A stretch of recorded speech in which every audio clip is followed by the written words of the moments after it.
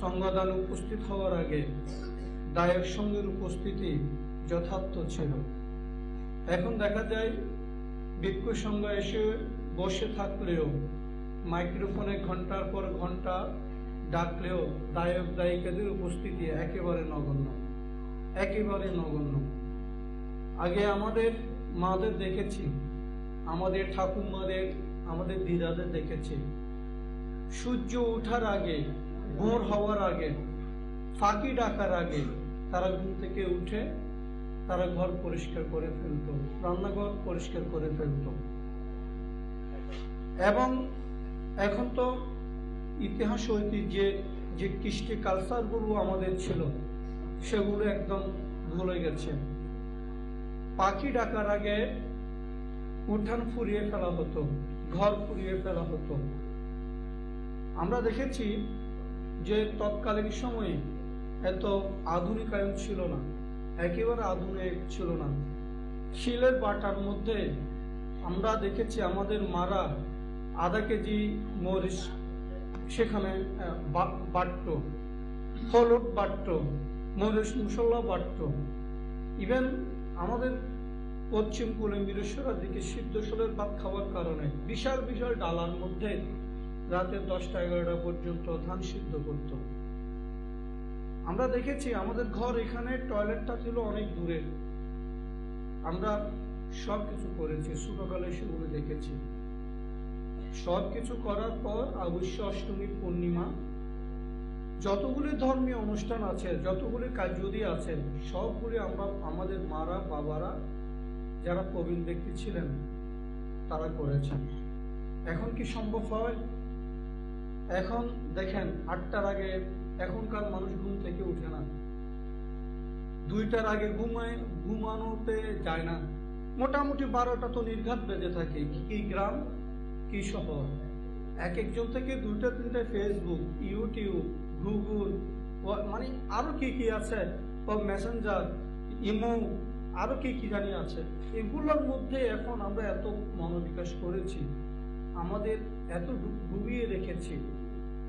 আমরা আধুনিক যুগে এসে আমাদের যে ইতিহাস, ঐতিহ্য, সভ্যতা, কালচার আমরা বলতে গেলে এখন বলতে বসেছি, একেবারে বলতে বসেছি। আসলে এগুলো কি জীবন? এই যে সেলফির জীবন, আমরা যে ব্যক্তি কেন্দ্রিক হয়ে যাচ্ছি। এখন কোন একটা অনুষ্ঠান বাবুসি ছাড়া হয় না। বাবুসির হাতে রান্না খাওয়া যায় বলেন তো? আপনারা কত শ্রদ্ধা করে তৈরি করেন খাবার দাবার, কত শ্রদ্ধা করে ভিক্ষু সংঘকে পূজা করার জন্য বিভিন্ন প্রকার উপকরণ তৈরি করেন। দেখা যায় সেগুলি ভিক্ষু সংঘ বোধন করতে পারে না। বড় বড় সংগদান অনুষ্ঠান, বড় বড় অনুষ্ঠানে যখন আমরা গাড়ি করে এসে ভান্তারা বলেন, শুনি যে আজকে একদম খেতে পারিনি, সারাটা দিন কিভাবে আমার যাবে। ম্যাক্সিমাম ভান্তের মুখে আমরা শুনি, কেন জানেন? ওই যে আধুনিকায়ন, ওই যে অলসতা। আমাদের মারা এই মরিচ, হলুদ, মশলা সবগুলো শিলের মধ্যে বেটে ভোর 5টা বাজে সোয়াইন দেয় নাই? দিয়েছে তো। তারা 4জন-5জন সন্তান লালন পালন করেছে, করে নাই? হ্যাঁ, করেছে তো। এক সময় দেখা গেল আমরা যারা মাইনরিটি বা সংখ্যালঘু আছি, আমাদের উপর বিভিন্ন প্রকার নির্যাতন হতো, এখনো হচ্ছে অহরহ। এই নির্যাতনের কারণে আমরা কি বলি? এই দেশে বোধহয় সংখ্যালঘু টিকবে না। বলি কিনা বলেন তো? এই দেশে বোধহয় সংখ্যালঘু টিকবে না, আমরা একেবারেই একবার নিচ্ছিন্ন হয়ে যাব। আগামী 10 বছর 15 বছর পর এই দেশে হিন্দু, বৌদ্ধ, খ্রিস্টান থাকবে কিনা যথেষ্ট সন্দেহ আছে। আমি অন্তত অন্য জনের উপর দুষ্ট চাপাই সেটা আমি বিশ্বাস করি। আমরা কেন ধ্বংস হয়ে যাচ্ছি? আমাদেরকে অন্য জনরাকে ধ্বংস করতেছে নাকি আমরা নিজেরাই ধ্বংস করছি? আমি খুব মনোযোগ সহকারে খেয়াল করেছি। আমার বাবারা 3 ভাই। আমি জানি না আমার কথাগুলি আপনারা কি নেবেন। এই যে শাসন সদ্ধর্ম একেবারে ধ্বংস করে দিচ্ছি আমরা। কিভাবে ধ্বংস করে দিচ্ছি একটু বলছি। আমি দেখেছি আমার বাবারা 3 ভাই। আমার বড় জেঠুর কাছে 2জন পুত্র সন্তান আছে, 5জন কন্যা সন্তান আছে। আমার বাবার কাছে 5 জন ছেলে আছে, 1 জন কন্যা আছে। আমার চাচার কাছে দেখলাম 2 জন কন্যা আছে, 1 জন ছেলে আছে। সবকিছু মিলে দেখলাম আমার বাবা, আমার জেঠু, আমার চাচার ঘরে প্রায় ছেলে মেয়ে মিলে প্রায় 16-17 জন সন্তানাদি আছে। কিন্তু তাদের পরম্পরা, আমরা ভাইদের যখন সময় আসলো, দেখলাম আমাদের এই ভাইদের মধ্যে দেখা গেল 3-4 জন সন্তান নেই। আবার দেখা গেল কি, আমরা যে ভ্রাতুষ্পুত্র যারা আছে তাদের মধ্যে 1 জনের বেশি 2 জনে নেই। আচ্ছা বলেন তো, সন্তান যদি আপনাদের একাধিক না হয়, আপনাদেরকে বৃদ্ধকালে ভরণ পোষণ দিবে কে? আপনাদেরকে বৃদ্ধকালে ভরণ পোষণ দিবে কে বলেন? ভিক্ষু হবে সেটা পরের কথা। হাটহাজারীতে 14টা বৌদ্ধ মন্দির আছে। কয়টা বৌদ্ধ মন্দির জানেন? 14টা বৌদ্ধ মন্দির আছে। একটা বড়ুয়ার ছেলে খুঁজে নেন তো, শ্রামণ বলেন, সেবক বলেন, একটা বড়ুয়ার ছেলে আছে দেখেন তো, একটা বড়ুয়ার ছেলেও না। ফটিকছড়িতে 26টি বৌদ্ধ বিহার আছে, 29টি বৌদ্ধ বিহার আছে, ওই খিরাম সহ 29টি বৌদ্ধ বিহারে খোঁজ নিয়ে দেখেন বড়ুয়ার ছেলে, শ্রামণ কিংবা সেবক কয়জন আছে। এভাবে হাটহাজারী, ফটিকছড়ি, রাউজান নয়, যতগুলি বৌদ্ধ জনপদ আছে সব বৌদ্ধ জনপদে, সব বিহারগুলোতে দেখা যাচ্ছে শ্রামণ শূন্য, সেবক শূন্য। শ্রামণ যদি না হয় ভিক্ষু হবে, সেবক যদি না থাকে, যে আমাদের ওই সোহেল চাকমা, সে যখন প্রথম এখানে এসেছে তাকে আমি শ্রামণ বানানোর জন্য অনেক চেষ্টা করেছি। সে বলছে না, আমি শ্রামণ হব না, আমি শ্রামণ হব না। পরবর্তীতে সে নিজের থেকে বলছে যে আমি শ্রামণ হব। কেন বলছে? সে যখন সেবক ছিল, সেবক থাকা অবস্থায় তার মধ্যে কতগুলো সংস্কার আছে, ধর্মের প্রতি চেতনা উর্বর হয়েছে, ধর্মের প্রতি শ্রদ্ধা উর্বর হয়েছে। এই শ্রদ্ধা থেকেই সে মূলত শ্রমণ হওয়ার জন্য চেষ্টা করছে। ঠিক এভাবে সেবক যদি না আসে, শ্রমণ হবে কোত্থেকে? আর শ্রামণ যদি না হয়, ভিক্ষু পাবেন। খুব করুণ অবস্থা আমাদের শাসন ধর্মে। করুণ মানে খুব করুণ অবস্থা। এক সময় দেখা গেল যে একজন ভান্তে, যেমন আমি যদি বলি আমাদের শান্তবোধ ভান্তে, আপনারা শান্তবোধ ভান্তেকে চিনেন, যারা প্রবীণ ব্যক্তি আছে তার জন্য ভান্তের কথা বলছি। আমার গুরু ভান্তে শ্রদ্ধালঙ্কার মহাতেরোর কাছ থেকে আমরা শুনেছি, উনি যখন মির্জাপুর গৌতম আশ্রমে ছিলেন নবীন ভিক্ষু অবস্থায়, উনি ওনার গুরুভান্তের সাথে ও হলুদিয়া, ধর্মপুর, জানাকির, ফটিকছড়ি, রাউজানের বিভিন্ন জায়গায় হেঁটে হেঁটে হেঁটে হেঁটে গিয়ে তারা মৃত অনিত্য সেবা করতেন, তিতির পান খেতেন, 2 পয়সা 3 পয়সা তখন দক্ষিণা দিত। এমন দিন গিয়েছে যে মনে করেন রাউজানের শেষ মাথায় একটা মানুষ মারা গেছে, হাটহাজারী থেকে ভান্তে যেতে যেতে ওই মানুষের পছন্দ হয়েছে। কেন জানেন? ভান্তের অভাব ছিল, ভান্তের অভাব ছিল। একজন ভান্তে বিভিন্ন গ্রামে গিয়ে সমাজ সদ্ধর্মকে রক্ষা করেছে। আমার কেমন জানি মনে হচ্ছে সেই যুক্তি আবার ফেরত আসতেছে। সেই যুক্তি কি হচ্ছে জানেন? আবার ফেরত আসতেছে। কেন ফেরত আসতেছে? ভিক্ষু সঙ্গের অভাবে আমাদের শাসন সদ্ধর্ম এক সময় একেবারে নিভে যাবে। কারণ আপনাদের তো সন্তান নিচ্ছেন না, আপনারা তো সন্তান চাচ্ছেন না, 1-2 সমাপ্ত করছেন। যে 1-2 আপনাদের আছে, ওই 1-2 আপনাদের ভরণ পোষণ দিবে কিনা সন্দেহ আছে। আপনার বংশের পাত্তি জ্বালানোর জন্য তারা থাকবে কিনা সেটাই সন্দেহ আছে। যেখানে আপনাকে ভরণ পোষণ দিবে কিনা সন্দেহ, আপনার ঘরের প্রদীপ জ্বালাবে কিনা সন্দেহ, সেখানে ভিক্ষু হবে তার কোনো নিশ্চয়তা আছে?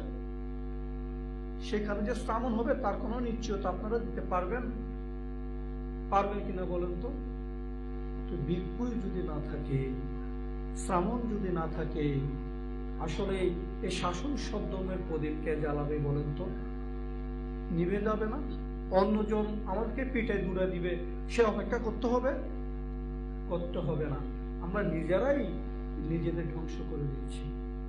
এ কথা কেন বলছি?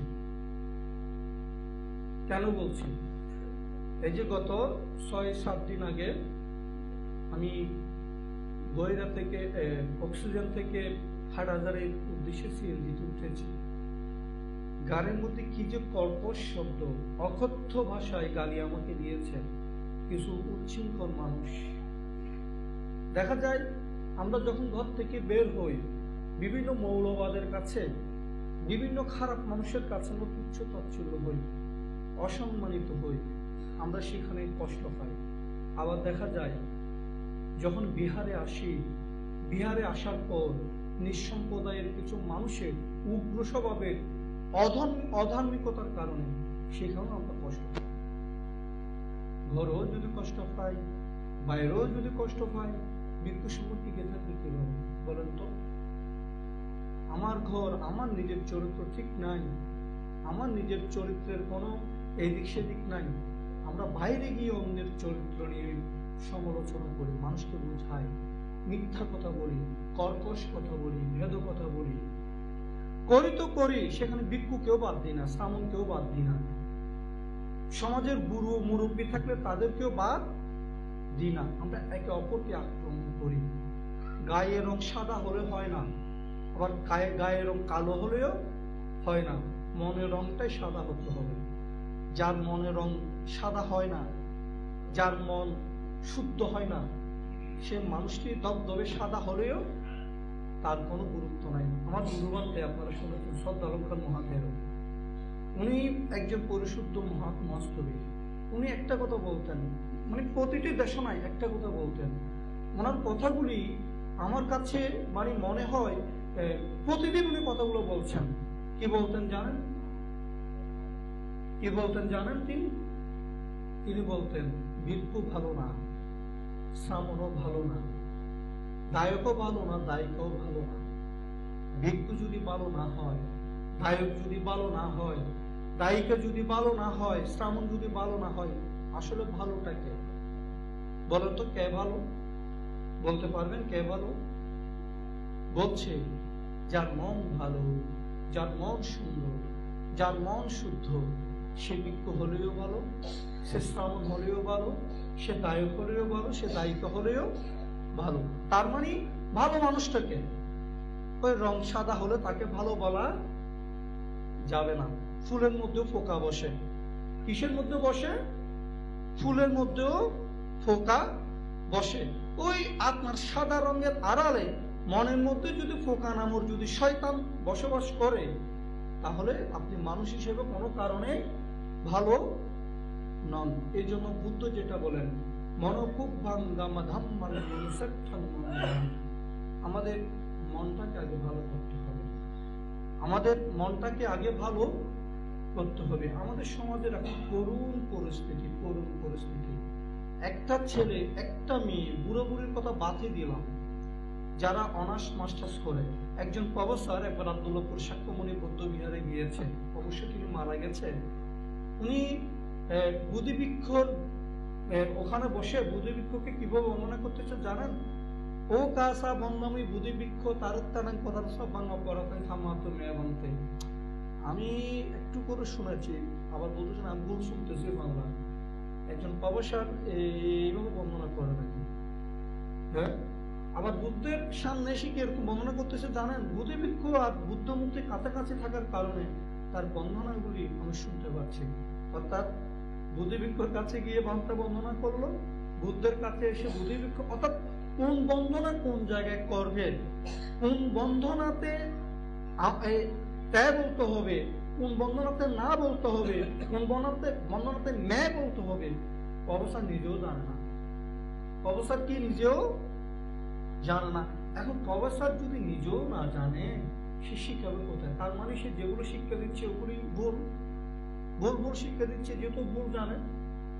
এই জন্য যে জিনিসটা আগে দরকার, যে জিনিসটা আমাদের সবচেয়ে আগে দরকার, সেটা হচ্ছে ধর্ম শিক্ষা।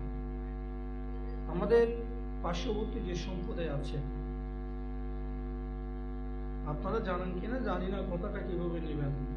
হিন্দু বড়ুয়া যে গ্রামে আছে এবং ওই গ্রামের যে প্রাইমারি স্কুলগুলো আছে, ওই প্রাইমারি স্কুলতে শিশু শ্রেণী ক্লাস 1 ক্লাস 2 এর মধ্যে ছাত্রছাত্রী আছে, আর যে স্কুলের আশেপাশে হিন্দু পড়ুয়া নাই, ওই প্রাইমারি স্কুলতে ক্লাস 1 শিশু শ্রেণী ক্লাস 2 এর মধ্যে ছাত্র নাই।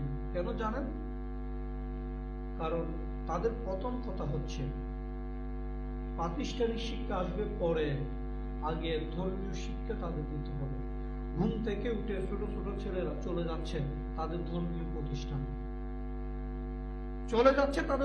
প্রতিষ্ঠানে, আর আমাদের মারা বাবারা বাপরে বাপ কি সেলফিশ, ছেলেদেরকে হাজার হাজার বার বললেও মন্দিরে আনতে পারি না। হাজার বার বলি আপনার সন্তানকে অন্তত সন্ধ্যায় 1 ঘন্টার জন্য বন্দনা করতে পাঠান। যারা বৃদ্ধ আছেন বুকে হাত দিয়ে বলেন তো কয়জন বৃদ্ধ বাবু আছেন বউদের কাছে সম্মান পাচ্ছেন, ছেলেদের কাছে সম্মান পাচ্ছেন আপনাদের চাহিদা অনুসারে? বুকে হাত দিয়ে বলেন। যারা শাশুড়ি হয়েছেন বৃদ্ধ হয়েছেন বুকে হাত দিয়ে বলেন তো কয়জন শাশুড়ি ভালো একদিন নিজের ইচ্ছে মতো সম্মান পাচ্ছেন, নিজের চাহিদা মতো শ্রদ্ধা পাচ্ছেন? কয়জনে পাচ্ছেন? কেন জানেন? ওই যে সেলফিশ বানিয়েছেন ছেলেদের, ছোট কাল থেকে ধর্মীয় শিক্ষা দেন নাই, বিনয় শিক্ষা দেন নাই। তো বিনয় শিক্ষা যদি না দেন, তাদের যদি ধর্মীয় শিক্ষা না দেন, তারা সেগুলো শিখবে কিভাবে বলেন তো? আর যদি না শিখে সেগুলো প্রয়োগ করবে কিভাবে? আমাদের বিশুদ্ধানন্দ পান্তের কথা শুনেছেন? আমাদের দার্শনিক বিশুদ্ধানন্দ মহাথেরো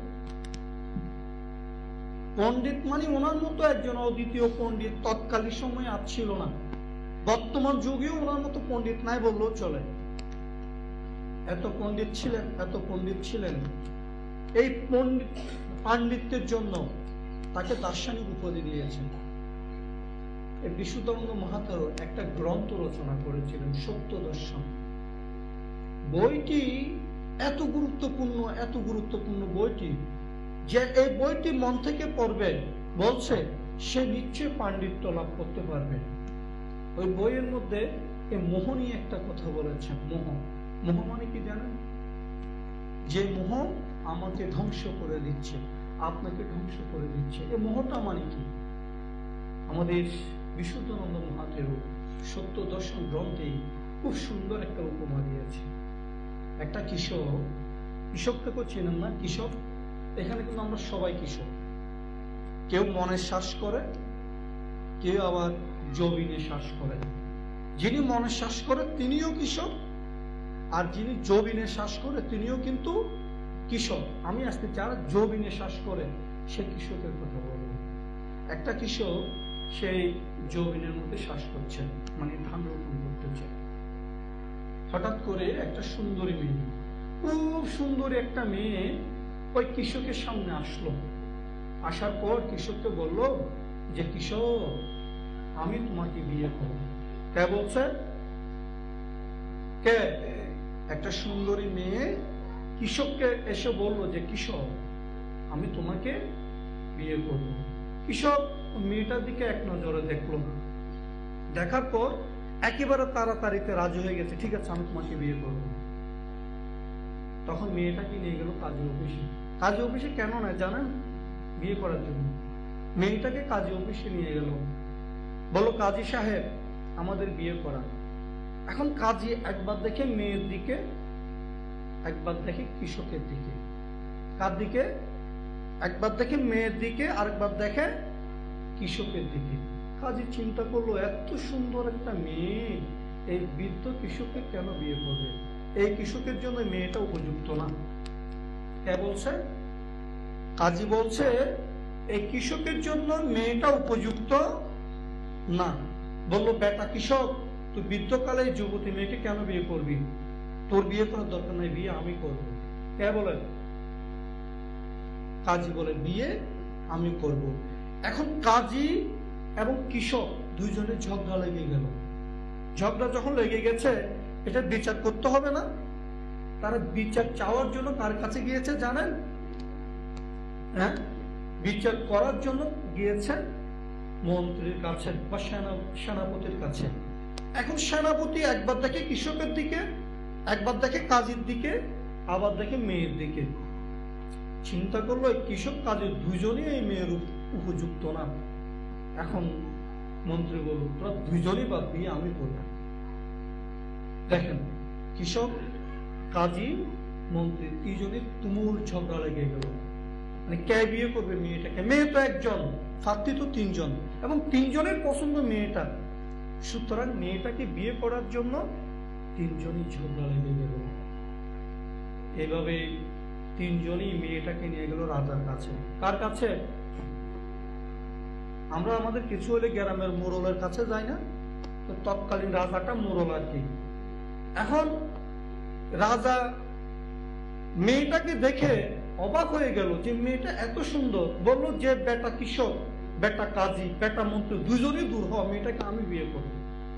কে বলছে? রাজা বলল, তোরা তিনজনই দূর হ, মেয়েটাকে আমি বিয়ে করব। এইভাবে রাজা, সেনাপতি, কাজী, কৃষক চারজনই ঝগড়া লেগে গেল। এখন মধ্যস্থতা মেয়েটা নিজে বলে উঠলো যে তোমরা দাঁড়াও। তোমরা কি দাঁড়াও, আমাকে কে বিয়ে করবে সিদ্ধান্ত আমি দিব। আমাকে কে বিয়ে করবে সিদ্ধান্ত কে দিবে? আমি দিব। বলল, আমি একটা দৌড় দিব। কি দিব? আমি একটা দৌড় দিব। আমাকে দৌড়াই যেই ব্যক্তি ধরতে পারবে আমি তাকে বিয়ে করব। এটা মুসিবত না? বলছে আমাকে দৌড়ায় যে ধরতে পারবে আমি তাকেই বিয়ে করব। মেয়েটা দৌড় দিল। দূরাতে দূরাতে মেয়ের পেছনে রাজাও দূরাতে লাগলো, সেনাপতিও দূরাতে লাগলো, কাজীও দূরাতে লাগলো, কৃষকে দূরাতে লাগলো। আচ্ছা, আমরা এভাবে দূরাচ্ছি না বলেন তো? আমরা এভাবে দূরাচ্ছি কিনা বলেন তো? আমরা কেন দূরাচ্ছি? তখন দূরাতে দূরাতে দূরাতে দূরাতে এই কৃষক তো সারাদিন পরিশ্রম করলো, এমন ভাবে দূরাতে। ওই যে মোহ, মেয়েটা মূলত কি মেয়ে ছিল? মেয়েটা আসলে মূলত মেয়ে ছিল না, মেয়েটা ছিল মোহ। আমরা দূরাচ্ছি না মোহর পেছনে? যিনি ঘরের কর্তা, তার একটা ইচ্ছে থাকে, কষ্ট করে যদি একটা ঘর বাঁধতে পারি, ইচ্ছা থাকে না? কষ্ট হোক দুঃখ হোক, একটা যদি ঘর বেঁধতে পারি কাম শেষ। ঘর যখন বেঁধে ফেলেছে তখন তার মধ্যে আরেকটা মোহর জন্ম নেয়। আরেকটা মোহর জন্ম নেয়। কি মোহ? ঘরের মধ্যে সুখে যদি থাকতো, আলমারি যদি থাকতো, আলনা যদি থাকতো, একটা বক্স খাট যদি থাকতো। এই যে একটা ইচ্ছা, একটা মোহ পূর্ণতা হয়েছে। ঘরের মোহ যখন পরিপূর্ণ হয়েছে, এখন আরেকটা মোহ তার ভিতরে জাগছে না? আরেকটা ইচ্ছে তার মধ্যে জাগছে না? তখন বলবো, আমার ছেলেটা যদি মাস্টার্স পাস করতো, ডাক্তার হতো, কবিরাজ হতো, আহা আমার ছেলে তো বড় হয়েছে, একটা সুন্দর একটা ভালো বউ নিয়ে আসতে পারতাম। আহা মেয়েটা তো বড় হয়েছে, একটা ভালো ছেলের হাতে তুলে দিতে পারতাম। এই যে মোহ, এগুলো কি? এগুলো মূলত সংসারের প্রতি আমাদের মোহ। ওই মেয়েটা, যেই মেয়েটা দৌড় দিল, ওই মেয়েটা মূলত ছিল মোহ। ওই মোহর পেছনে রাজাও দৌড়ালো, ওই মেহের পেছনে মন্ত্রীও দৌড়ালো, ওই মোহর পেছনে কাজীও দৌড়ালো, কৃষকও দৌড়ালো। দূরাতে দূরাতে তারা এক সময় ক্লান্ত হয়ে পড়ে মরে গেল। আমরাও কিন্তু এইভাবেই এই সংসারে মোহর পেছনে দৌড়াচ্ছি। কার পেছনে দৌড়াচ্ছি? এই সংসারে মোহর পেছনে আমরা মূলত দৌড়াচ্ছি। দূরাতে দূরাতে এক সময় আমরা অতৃপ্ত জীবন নিয়ে, হিংসাত্মক মন নিয়ে, তৃষ্ণা নিয়ে, লোভ দেশ মোহ নিয়ে আমরা মৃত্যুবরণ করব। করবো না? করবো কিনা বলেন তো? আর অতৃপ্ত জীবন নিয়ে যখন মৃত্যুবরণ করবেন, লোভ দেশ মোহ নিয়ে যখন মৃত্যুবরণ করবেন, যেই সংসার, যেই ঘর, যেই পরিবারের জন্য সর্বোচ্চ ত্যাগ করেছেন, ওই সর্বোচ্চ ত্যাগময় পরিবার যখন মৃত্যুকালে আপনাকে সেবা করবে না, আপনাকে পূজা করবে না, মৃত্যুর সময় যখন বারান্দায় রাখবে, তখন মৃত্যুর সময় আপনার মনটা দুঃখে যন্ত্রণায় আপনি কাতর হয়ে পড়বেন। আর ওই দুঃখ যন্ত্রণা কাতর মনে মৃত্যুবরণ করলে আপনি নরকে যাবেন। কোথায় যাবেন? নরকেই যাবেন। এই জন্য বলেছে, সংসার নামক মোহর পেছনে আমরা যেইভাবে দৌড়াচ্ছি, তার বিন্দু পরিমাণ যদি আমরা ধর্মের পেছনে দৌড়াতাম, বিন্দু পরিমাণ যদি আমরা নিজের মঙ্গলের জন্য দৌড়াতাম, তাহলে মৃত্যুর পর আমরা দুর্গতিতে গমন করতাম না, আমরা মৃত্যুর পর সুগতিতে গমন করব। আচ্ছা, আমি যদি হাজার কথা বলি, আপনারা এই মোহ থেকে নিজেকে রক্ষা করতে পারবেন? পারবেন না। তবে যদি ইচ্ছে করেন, ঘরের মধ্যে 10টা মিনিট ধ্যান করতে পারবেন, সকাল সন্ধ্যা একটু করে বন্দনা করতে পারবেন, নিজের ছেলে মেয়েকে বিনয় শিক্ষা দিতে পারবেন, নিজের সন্তানাদিকে ধর্ম শিক্ষা দিতে পারবেন, যে শিক্ষার কারণে বৃদ্ধকালে আপনি কিছুটা হলো স্বস্তি পাবেন, কিছুটা হলো সুখ পাবেন, কিছুটা হলো শান্তি পাবেন। আর স্বস্তি, সুখ, শান্তিতে যদি মৃত্যুবরণ করতে পারেন, আপনি স্বর্গবাসী হবেন না? হবেন কিনা বলেন তো? আর স্বর্গবাসী হলে আর কোনো প্রয়োজন আছে? অন্য কিছুর প্রয়োজন আছে? অন্য কিছুর প্রয়োজন আর নাই। এই জন্য মোহর পেছনে যতটুকু দূরাতে চান, এই মোহ আপনাকে নরকে নিয়ে যাবে, নিরয়ে নিয়ে যাবে, কিচ্ছ পশুর কোলে নিয়ে যাবে। আর মোহ নামক শব্দ থেকে যদি বের হয়ে আসতে পারেন, আপনি স্বর্গমুখ লাভ করতে পারবেন। তো উপাসক উপাসিকা মণ্ডলী, আমাদের এই করুণ ক্লান্তি লগ্নে আমি বারবার যে কথাটা বলবো, চলুন এই সংসার সদ্ধর্মের জন্য আপনারা বহু কিছু করেছেন, সদ্ধর্মের জন্য যদি কিছু করেন, সেটা আপনার জন্য কল্যাণ বয়ে আসবে। আর সংসারের মোহে যদি নিজেকে বিলিয়ে দেন, সেগুলি আপনাকে বারবার দুঃখ দেবে, বারবার দুঃখ দেবে। এই দুঃখই মূলত 31 লোকভূমির মধ্যে আমাদের বারবার জন্ম নিতে বাধ্য করবে। আর আমরা যত বারবার জন্ম নিব, আমরা দুঃখ পাবো, দুঃখ পাবো, দুঃখ পাবো।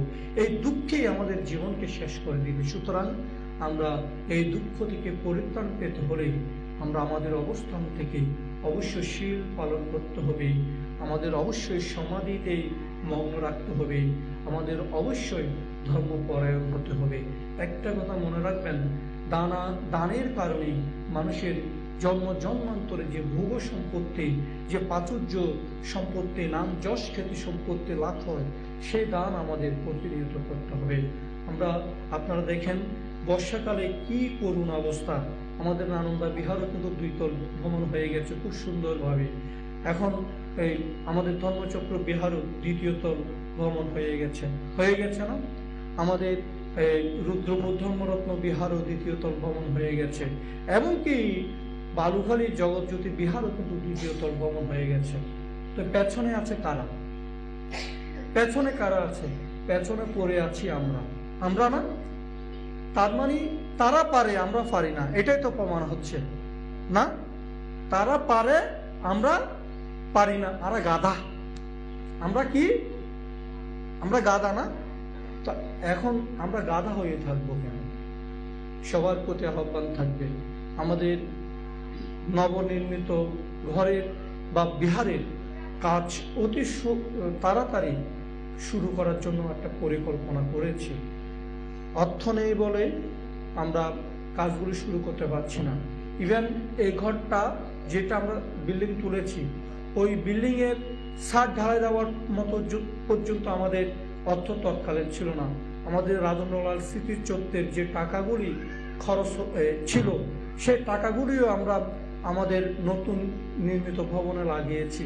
এবং আরো বেশ কয়েকজন এই মন্দিরের ছাদ ঢালাই দেওয়ার জন্য কব্জ যেটা বলে আর কি, মানে অর্থ ধার দিয়েছেন। এখন অনেকটা সেই অর্থগুলি পরিশোধ হয়েছে। আর্য শ্রাবক এই রাজেন্দ্রলাল মুৎসুদ্দির স্মৃতিচত্বরের টাকাগুলো ফেরত দেওয়া হয়েছে, আরো কিছু বাকি আছে। এবং অন্যজন থেকে যে টাকাগুলি ধার নেওয়া হয়েছে, সেগুলি মোটামুটি ফেরত দেওয়া হয়েছে। এখন আপনারা যদি আপনাদের অবস্থান থেকে 1 টন রড, 2 টন রড, 100 বস্তা সিমেন্ট, 200 বস্তা সিমেন্ট, 10,000 ইট, 20,000 ইট, আপনার 10,000 ফুট বালু, 20,000 ফুট বালু, এইভাবে যদি দানের হাত প্রসারিত করেন, তাহলে আমাদের 2য় তল ভবন আমরা শুরু করতে পারবো। বাবা, আমি যতটুকু আমার জীবনে সাপ টাপ বিষধর পানি দেখিনি, আমি ঘুমার মধ্যে সেগুলো কিন্তু দেখেছি। গত বর্ষার আগে যদি এই ঘরটা যদি পরিপূর্ণ না হয়, ভয়ে কোথায় যাব, কি করব, ভয়ে আছে সব সময়। এই জন্য আপনাদের সবাইকে বলবো যে যখন আনন্দা বিহারের মাত্র দোতলায় ঘুমায়, যখন এই ধর্মচক্র বিহারের মাত্র দোতলায় ঘুমায়, আমার একটু লোভ লাগে যে আমিও যদি দোতলায় ঘুমোতে পারতাম না। এখন আপনারা যদি এই নির্মাণ কাজ একটু না ধরেন, দানের হাত প্রসারিত না করেন, আমাদের বুদ্ধ বর্ষাকালে ফানিতে ভিজবে। আমি তো গুমান মুদ্রণের ফানির কথা শুনেছি, আমাদের আর্য শ্রীমন্তে বলেছে ব্যাঙের মধ্যে দিলে নাকি এখানে সাগর হয়ে যায়। এ কথাটা আমাকে আর্য শ্রীমন্ত ফাই বলতো, সেটা প্রমাণ পেয়েছি গত বছর। আমাদের বুদ্ধের ফায় হাঁটু পর্যন্ত ফানি উঠে গেছে, বুদ্ধের আসনে ফানি উঠে গেছে। আপনারা সবাই ঘরের মধ্যে ভালো ভালো চৌকির মধ্যে, বিল্ডিং এর মধ্যে কি সুন্দর কম্বল গায়ে দিয়ে ঘুমাচ্ছেন, আর আমাদের বুদ্ধ ফানির মধ্যে টুকুর টুকুর করছেন। এটা কি আসলে ধর্ম? তো সবার প্রতি আহ্বান থাকবে, সবার প্রতি মৈত্রীপূর্ণ আহ্বান থাকবে, যার যতটুকু সামর্থ্য। 10,000 5,000 টাকা আপনাদের কাছ থেকে চাইবো না, আমি চাইবো 1 টন রড, 2 টন রড, 100 বস্তা সিমেন্ট, 200 বস্তা সিমেন্ট, কিংবা 10,000 ইটা, 20,000 ইটা, কিংবা 10 গাড়ি 20 গাড়ি করে বালু আপনাদের কাছ থেকে চাইবো। আশা করি আপনাদের অবস্থান থেকে সবাই এই মঙ্গলময় কাজে এগিয়ে আসবেন, এই প্রত্যাশায় আমার গোছালো ধর্মদেশনা এখানে শেষ করলাম। জগতের সমস্ত প্রাণী সুখী হোক।